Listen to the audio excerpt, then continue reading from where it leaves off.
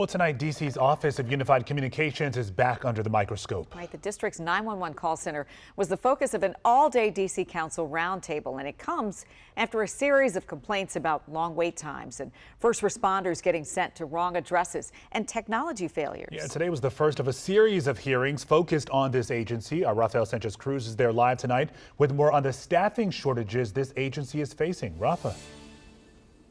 Yeah, Lorenzo, Leslie, that hearing lasted 5 hours and wrapped up around 2 hours ago. Council members lined up a series of issues, including technical issues and staffing issues. But tonight we're also learning that OUC is facing a problem with one of the country's largest cell phone carriers. DC continues struggling to fully staff the city's 911 call center. OUC Director Heather McGaffin testified today that out of the 54 shifts in September, 29 have met their minimum staffing goal. She says some of her staff is struggling to make the decision to show up to work or to deal with issues at home. Their moms, their dads, they're caring for parents or other loved ones, transportation, just general life things, budgetary. Last month, OUC started offering 911 personnel an $800 bonus each month for those who show up to all their scheduled shifts. A month into the program, the staffing level jumped at nearly 20% according to OUC. But the agency is still facing 24 call taker vacancies and 18 dispatcher positions that need to be filled.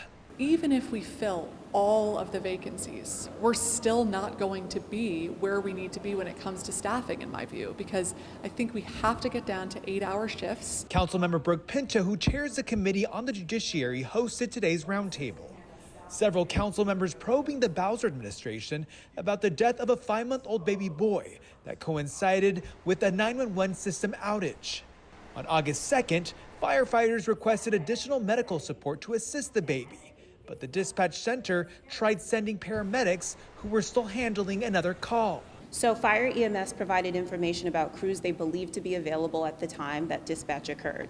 And so later in the call, we realized that they were not available, but certainly they were going based upon the information they had at the time we were dispatching as well.